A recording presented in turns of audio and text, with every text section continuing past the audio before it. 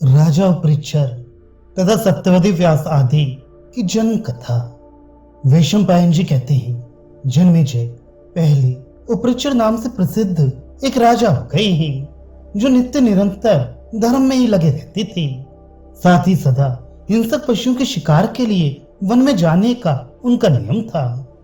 परम नंदन राजा उपरिचर वसु ने इंद्र के कहने से अत्यंत रमणीय चेदी देश का राज्य स्वीकार किया था।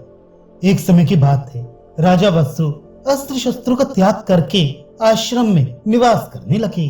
उन्होंने बड़ा भारी तप किया, जिससे वे तपोनिधि माने जाने लगे। उस समय इंद्र आदि देवता ये सोचकर कि राजा तपस्या के द्वारा इंद्र पद प्राप्त करना चाहते हैं, उनके समीप गए। देवताओं ने राजा को प्रत्यक्ष दर्शन देकर उन्हें शांतिपूर्वक समझाया और तपस्या से निवृत्त कर दिया।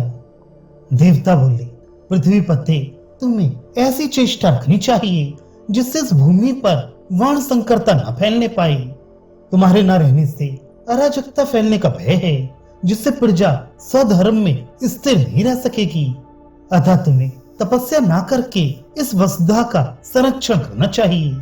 राजन, तुम्हारे द्वारा सुरक्षित धर्म ही संपूर्ण जगत को धारण कर रहा है। इंद्र ने कहा, राजन, तुम इस लोक में सदा सावधान और प्रयत्नशील रहकर धर्म का पालन करो। धर्म युक्त रहने पर तुम सनातन पुण्य लोकों को प्राप्त कर सकोगे। यद्यपि मैं स्वर्ग में रहता हूँ और तुम भूमि पर, तथापि आज से तुम मेरे प्रिय सखा हो गए। नरेश, इस पृथ्वी पर जो सबसे सुंदर एवं रमणीय देश हो, उसी में तुम निवास करो। इस समय चेदी देश पशुओं के लिए हितकर, पुण्यजनक, प्रचुर धन धान्य से संपन्न, स्वर्ग के समान सुखद होने के कारण रक्षणीय, सौम्य तथा भोग्य पदार्थों और भूमि संबंधी उत्तम गुणों से युक्त है। ये देश अनेक पदार्थों से युक्त और धन रत्न आदि से संपन्न है। यहाँ के वस्तु वास्तव में वस्तु अर्थात धन संपत्ति से भरी पूरी है। अतः तुम चेदी देश के पालक होकर उसी में निवास करो। यहाँ के जनपद धर्मशील, संतोषी और साधु हैं। यहाँ हास प्रयास में भी कोई झूठ नहीं बोलता, फिर अन्य अवसरों पर तो बोल ही कैसे सकता है। पुत्र सदा गुरुजनों के हित में लगे रहते हैं। पिता अपने जीते जी उनका बंटवारा नहीं करते। यहाँ के लोग बैलों का भार ढोने में नहीं लगाते और दीनों एवं अनाथों का पोषण करते हैं। मानव चेदी देश में सब वर्णों के लोग सदा अपने अपने धर्म में स्थित रहते हैं। तीनों लोकों में जो कोई घटना होगी, वह सब यहाँ रहते हुए भी तुमसे छिपी ना रहेगी। तुम सर्वज्ञ बने रहोगे। जो देवताओं के उपभोग में आने योग्य है, ऐसा इस स्फटिक मणि का बना हुआ एक दिव्य आकाशचारी एवं विशाल विमान मैंने तुम्हें भेंट किया। वह आकाश में तुम्हारी सेवा के लिए सदा उपस्थित रहेगा। संपूर्ण मनुष्यों में एक तुम ही इस श्रेष्ठ विमान पर बैठकर मूर्तिमान देवता की भांति सबके ऊपर ऊपर विचरोगे। मैं तुम्हें ये वैजयंती माला देता हूँ, जिसमें प्रयोग हुए कमल कभी कुमलाते नहीं हैं। इसे धारण कर लेने पर यह माला संग्राम में तुम्हें अस्त्र शस्त्रों के आघात से बचाएगी। नरेश, यह माला ही इंद्रमाला के नाम से विख्यात होकर इस जगत में तुम्हारी पहचान कराने के लिए परम धन्य एवं अनुपम चिन्ह होगी। ऐसा कहकर वृत्रासुर का नाश करने वाले इंद्र ने राजा को प्रेम उपहार स्वरूप बांस की एक छड़ी दी, जो शिष्ट पुरुषों की रक्षा करने वाली थी।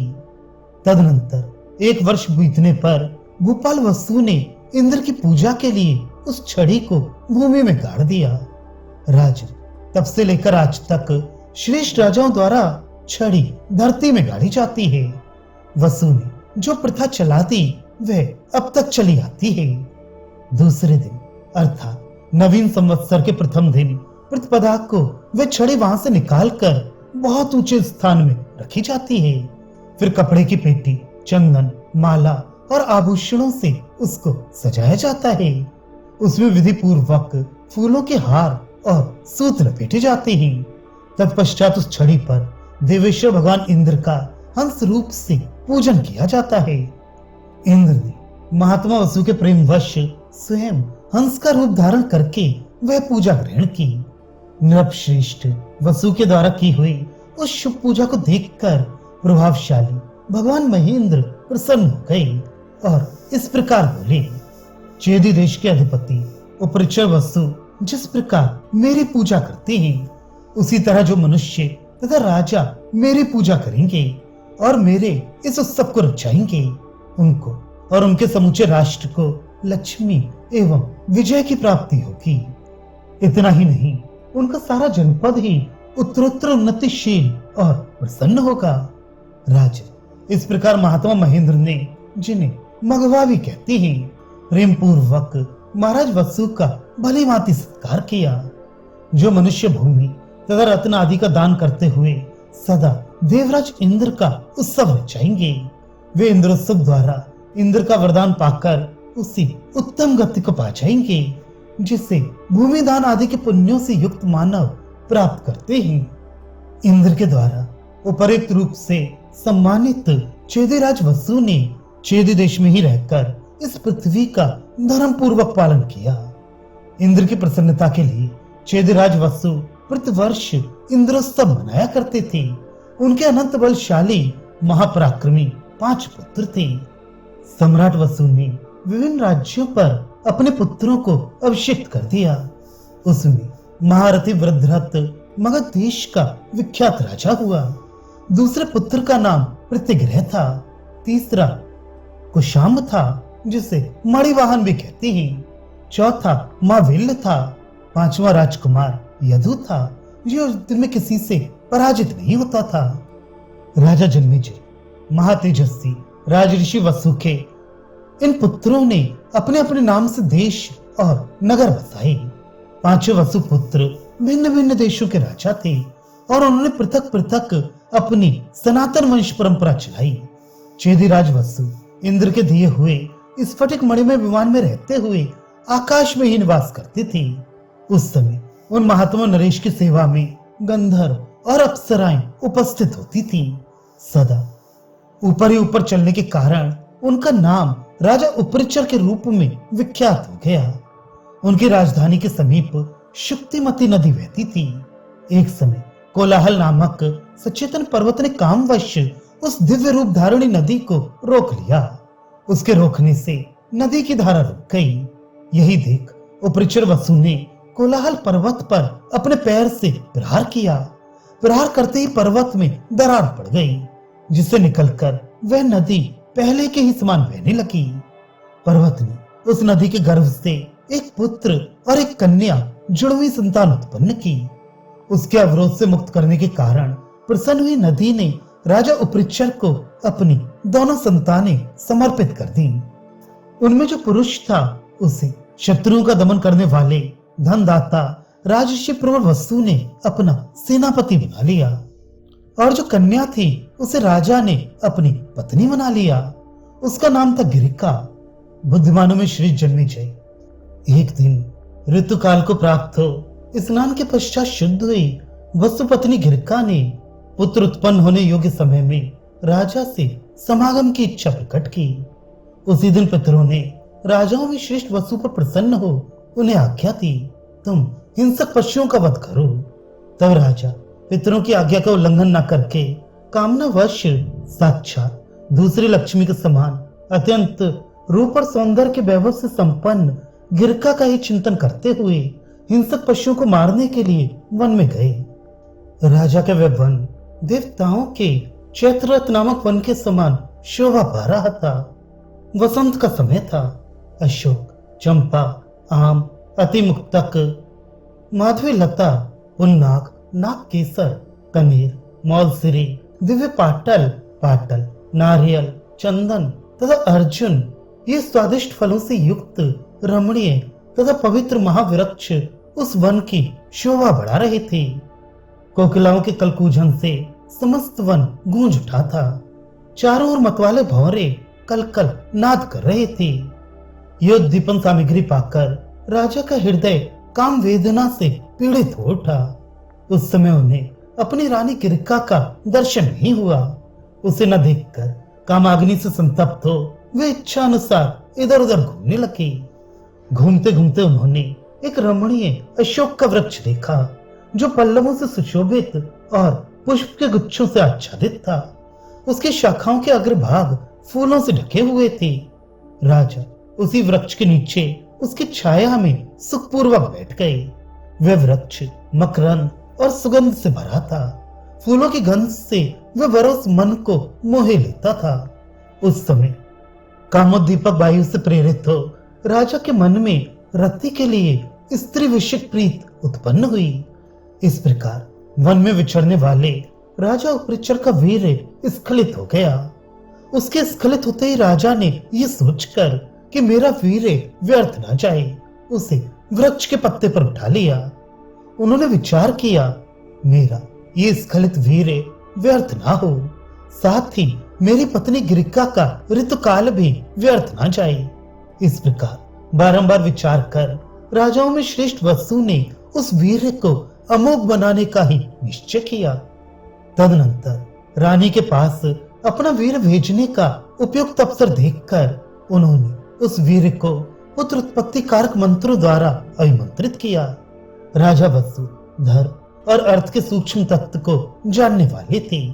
उन्होंने अपने विमान के समीप बैठे हुए शीघ्रगामी शेन पक्षी बाज के पास जाकर कहा, सोम, तुम मेरा प्रिय करने के लिए ये वीर मेरे घर ले जाओ और महारानी गिरिका को शीघ्र दे दो, क्योंकि आज ही उनका ऋतुकाल है। बाज वह वीर लेकर बड़े वेग के साथ तुरंत वहां से उड़ गया। वह आकाशचारी पक्षी सर्वोत्तम वेग का आश्रय ले उड़ा जा रहा था। इतने ही में एक दूसरे बाज ने उसे आते देखा। उस बाज को देखते ही उसके पास मांस होने की आशंका से दूसरा बाज तत्काल उस पर टूट पड़ा। फिर दोनों पक्षी आकाश में एक दूसरे को चोंचों से मारते हुए युद्ध करने लगे। उन दोनों के युद्ध करते समय वह वीर यमुना जी के जल में गिर पड़ा। अद्रिका नाम से विख्यात एक सुंदरी अप्सरा ब्रह्मा जी के श्राप से मछली होकर वहीं यमुना जी के जल में रहती थी। बाज के पंजे से छूटकर गिरे हुए वसु संबंधी उस वीर को मत्स्य रूप धारणी अद्रिका ने वेग पूर्वक आकर निगल लिया। भरत श्रेष्ठ, तत्पश्चात 10वां मास आने पर मत्स्य जीवी मल्लाहों ने उस मछली को जाल में बांध लिया और उसके उदर को चीरकर एक कन्या और एक पुरुष निकाला। ये आश्चर्यजनक घटना देखकर मछेरों ने राजा के पास जाकर निवेदन किया, महाराज, मछली के पेट से ये दो मनुष्य बालक उत्पन्न हुए हैं। मछेरों की बात सुनकर राजा उपरिचर ने उस समय उन दोनों बालकों में से जो पुरुष था उसे स्वयं ग्रहण कर लिया। वही मत्स्य नामक धर्मात्मा एवं सत्य प्रतिज्ञ राजा हुआ। इधर वे शुभ लक्षणा अप्सरा अद्रिका क्षण भर में श्राप मुक्त हो गई। भगवान ब्रह्मा जी ने पहले ही उससे कह दिया था कि त्रियग योनि में पड़ी हुई तुम दो मानव संतानों को जन्म देकर श्राप से छूट जाओगी। अतः मछली मारने वाले मल्लाह ने जब उसे काटा तो वह मानव बालकों को जन्म देकर मछली का रूप छोड़ दिव्य रूप को प्राप्त हो गई। इस प्रकार वह सुंदरी अप्सरा सिद्ध, महर्षि और चारणों के पद से स्वर्गलोक में चली गई। उन जुड़वी संतानों में जो कन्या थी, मछली की पुत्री होने से उसके शरीर से मछली की गंध आती थी। अतः राजा ने उसे मल्लाह को सौंप दिया और कहा, ये तेरी पुत्री होकर रही। वह रूप और सत्य से संयुक्त तथा समस्त सद्गुणों से संपन्न होने के कारण सत्यवती नाम से प्रसिद्ध हुई। मछेरों के आश्रय में रहने के कारण वह पवित्र मुस्कान वाली कन्या कुछ काल तक मत्स्यगंधा नाम से ही विख्यात रही। वह पिता की सेवा के लिए यमुना जी के जल में नाव चलाया करती थी। एक दिन तीर्थ यात्रा के उद्देश्य से सब और विचरने वाले महर्षि पराशर ने उसे देखा। वह अतिशय रूप सौंदर्य से सुशोभित थी। सिद्धों के हृदय में भी उसे पाने की अभिलाषा जाग उठती थी। उसकी हंसी बड़ी मोहक थी। उसकी जांघें कदली की सी शोभा धारण करती थी। उस दिव्य वसु कुमारी को देखकर परम बुद्धिमान मुनिवर पराशर ने उसके साथ समागम की इच्छा प्रकट की। और कहा, कल्याणी मेरे साथ संगम करो। वह बोली, भगवान देखिए, नदी के आर पार दोनों तटों पर बहुत से ऋषि खड़े हैं और हम दोनों को देख रहे हैं। ऐसी दशा में हमारा समागम कैसे हो सकता है? उसके ऐसा कहने पर शक्तिशाली भगवान पराशर ने कोहरे की सृष्टि की, जिससे वहां का सारा प्रदेश अंधकार से आच्छादित सा हो गया। महर्षि द्वारा कोहरे की सृष्टि देखकर वह तपस्विनी कन्या आश्चर्यचकित एवं लज्जित हो गई। सत्यवती ने कहा, भगवान आपको मालूम होना चाहिए कि मैं सदा अपने पिता के अधीन रहने वाली कुंवारी कन्या हूँ। निष्पाप महर्षि, आपके संयोग से मेरा कन्या भाव कुमारीपना दूषित हो जाएगा। विश्रेष्ठ, कन्या भाव दूषित हो जाने पर मैं कैसे अपने घर जा सकती हूँ? बुद्धिमान मुनीश्वर, अपने कन्यापन के कलंकित हो जाने पर मैं जीवित रहना नहीं चाहती। भगवान इस बात पर भली भांति विचार करके जो उचित जान पड़े वह कीजिए। सत्यवती के ऐसा कहने पर मुनिश्रेष्ठ पराशर प्रसन्न होकर बोले, भीरू, मेरा प्रिय करके भी तुम कन्या ही रहोगी। भानु, तुम जो चाहो वह मुझसे वर मांग लो। शुचि स्मृति, आज से पहले कभी भी मेरा अनुग्रह व्यर्थ नहीं गया है। महर्षि के ऐसा कहने पर सत्यवती ने अपने शरीर में उत्तम सुगंध होने का वरदान मांगा। भगवान पराशर ने इस भूतल पर उससे वह मनोवांछित वर दे दिया। तदनंतर वरदान पाकर प्रसन्न हुई सत्यवती नारीपन के समागमोचित गुण, संध्या ऋतु स्नान आदि से विभूषित हो गई और उसने अद्भुत कर्मा महर्षि पराशर के साथ समागम किया। उसके शरीर से उत्तम गंध फैलने के कारण पृथ्वी पर उसका गंधवती नाम विख्यात हो गया। इस पृथ्वी पर 1 योजन दूर के मनुष्य भी उसके दिव्य सुगंध का अनुभव करते थे। इस कारण उसका दूसरा नाम योजन गंधा हो गया। इस प्रकार परम उत्तम वर पाकर हर्षोल्लास से भरी हुई सत्यवती ने महर्षि पराशर का सहयोग प्राप्त किया और तत्काल ही एक शिशु को जन्म दिया। यमुना के द्वीप में अत्यंत शक्तिशाली पराशर नंदन व्यास प्रकट हुए। उन्होंने माता से कहा, आवश्यकता पड़ने पर तुम मेरा स्मरण करना, मैं अवश्य दर्शन दूंगा। इतना कहकर माता की आज्ञा ले व्यास जी ने तपस्या में ही मन लगाया। इस प्रकार महर्षि पराशर द्वारा सत्यवती के गर्भ से द्वैपायन व्यास जी का जन्म हुआ। वे बाल्यावस्था में ही यमुना के द्वीप में छोड़ दिए गए थे, इसलिए द्वैपायन नाम से प्रसिद्ध हुए। तदनंतर सत्यवती प्रसन्नता पूर्वक अपने घर पर गई। उस दिन से भूमंडल के मनुष्य 1 योजन दूर से ही उसके दिव्य गंध का अनुभव करने लगे। उसका पिता दाशराज भी उसकी गंध सूंघकर बहुत प्रसन्न हुआ। दाशराज ने कहा, बेटे, तेरे शरीर से मछली की सी दुर्गंध आने के कारण लोग तुझे मत्स्य गंधा कहा करते थे, फिर तुझ में यह सुगंध कहां से आ गई? किसने ये मछली की दुर्गंध दूर कर तेरे शरीर को सुगंध प्रदान की है? सत्यवती बोली, पिताजी, महर्षि शक्ति के पुत्र महाज्ञानी पराशर जी हैं। वे यमुना जी के तट पर आए थे। उस समय मैं नाव घेर रही थी। उन्होंने मेरी दुर्गंधता की ओर लक्ष्य करके मुझ पर कृपा की और मेरे शरीर से मछली की गंध दूर करके ऐसी सुगंध दे दी जो 1 योजन दूर तक अपना प्रभाव रखती है। महर्षि का ये कृपा प्रसाद देखकर सब लोग बड़े प्रसन्न हुए। विद्वान द्वैपायन जी ने देखा कि प्रत्येक युग में धर्म का एक एक पाद लुप्त होता जा रहा है। मनुष्यों की आयु और शक्ति क्षीण हो चुकी है और युग की ऐसी दुर्वस्था हो गई है। ये सब देख सुनकर उन्होंने वेद और ब्राह्मणों पर अनुग्रह करने की इच्छा से वेदों का व्यास अर्थात विस्तार किया। इसलिए वे व्यास नाम से विख्यात हुए। सर्वश्रेष्ठ वरदायक भगवान व्यास ने 4 वेदों तथा 5वें वेद महाभारत का अध्ययन सुमंत, जैमिनी, पैल, अपने पुत्र सुखदेव तथा मुझको कराया। फिर उन सब ने पृथक पृथक महाभारत की संहिताएं प्रकाशित की।